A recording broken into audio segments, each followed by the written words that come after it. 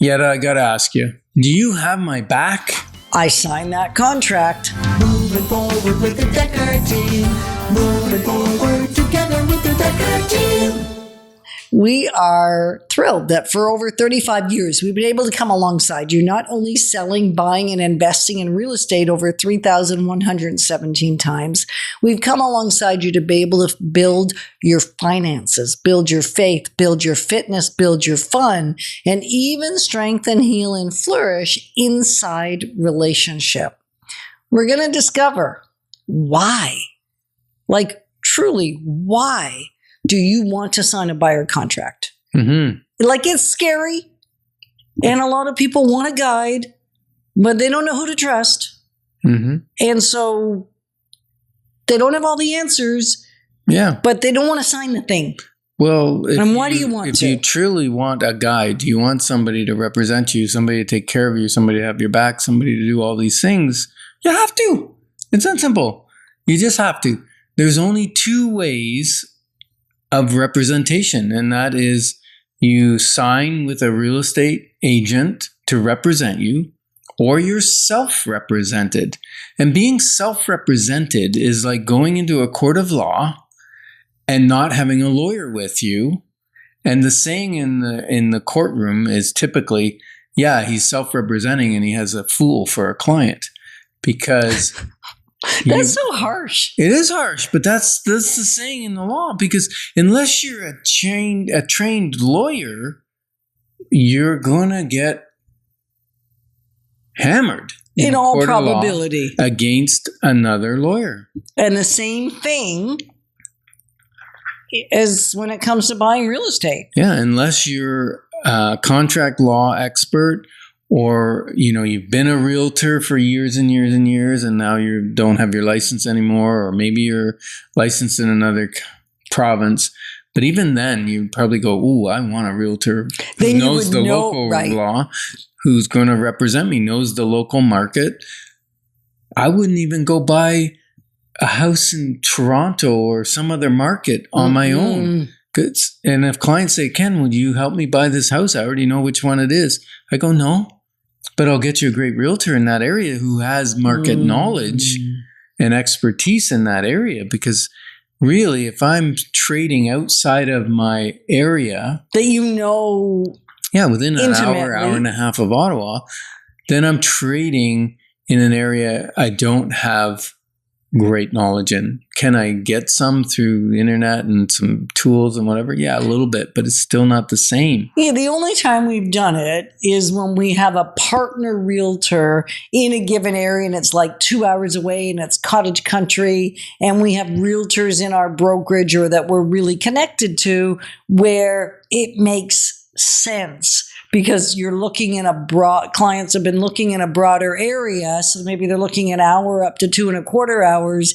And we may not know that 2.25 hours away as well, but we have someone that can support us if we end up there. Well, we're fortunate because we have an office in Kingston, which is an hour and a half away. We have an office in Brockville, which is 45 minutes away or an hour away. And so we cover that area, right? Yeah. And going the other way, we hit the Quebec border, and we don't deal with Quebec at all. We refer everything. So that makes it mean we can go a fair distance around Ottawa. Yeah, exactly. Yeah. And so either you're going to want to sign the contract because you're either going to be represented or you're going to be up against somebody that is being represented. Yeah. And then you're on your own. And that's a scarier place to be than signing a contract. It is. And the listing agent is representing the seller. Yeah. And, you know, sometimes our buyers will, you know, before they sign up with us, they just go into an open house, or because they're not ready they think they're not ready to have representation. So they're out looking on their own. They're calling the listing agent to go see a property. The problem is anything you say can be used against you because there is no confidentiality until you sign that contract. As soon as you sign a buyer representation, a contract with the realtor, now the realtor must keep all of your information confidential. And there's a bunch of other things that they're required to do under law. And we'll get to that right after I talk about our great wealth building workshop, Building Wealth Wisely workshop on September the 25th. We're so excited about this. We keep talking about it. Hopefully you've heard it. And hopefully you've already gone to dekkerteam.com and registered, because space is very limited.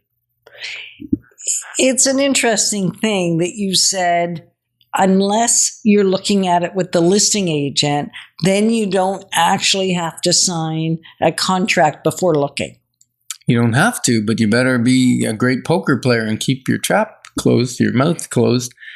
And recognize that sometimes people will say, yeah, but you know what? I'm going to save money if I work with the listing agent. The challenge is they're already representing the seller.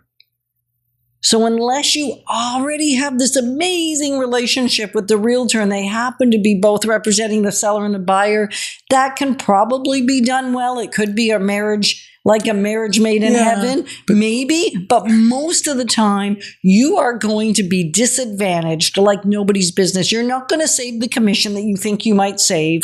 You're not going to get a better deal because there's only one agent involved. There's almost no probability that's going to happen. It's going to cost you. So sign the contract with somebody that you can trust and that can represent you. Yeah, I'm hard on this. I'm almost like hyperventilating. The contract protects you. Now read the contract carefully, because some contracts say, okay, whatever the seller's offering is enough compensation for your buyer agent, and they're happy with that. Other ones will say, no, my fee is a certain amount.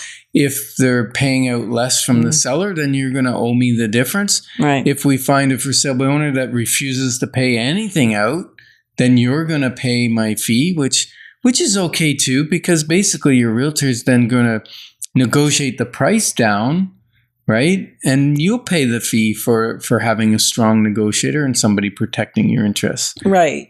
Well, we do, though, because I think it's fair to say, because this is probably creating some questions for you. Maybe it could be.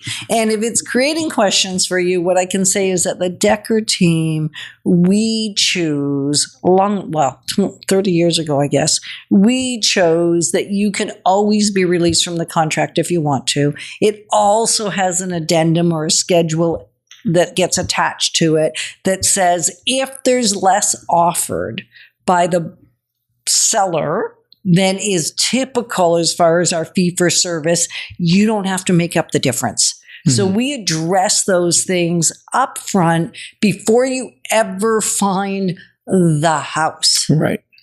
Here's another big reason you want representation is if you go see the seller and the seller's offering this listing agent, and you go there and the seller's offering, let's say they're offering this beautiful townhouse, $700,000.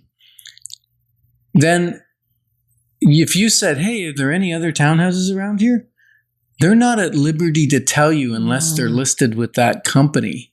They're required actually not to, because they're representing the seller's interests.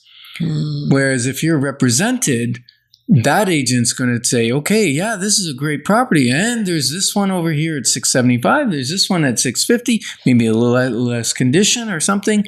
But they're able to give you a wholesome, fulsome picture of what's going on. They can give you stats on what properties have sold. And because of that, they got your back. That's the piece. We got your back if we're representing you. Yeah. So give us a call. We've helped over 3,117 families that have signed and purchased or sold through us. And we're thrilled that you joined us on Life's Inside Track, because when we move forward together, we've got this.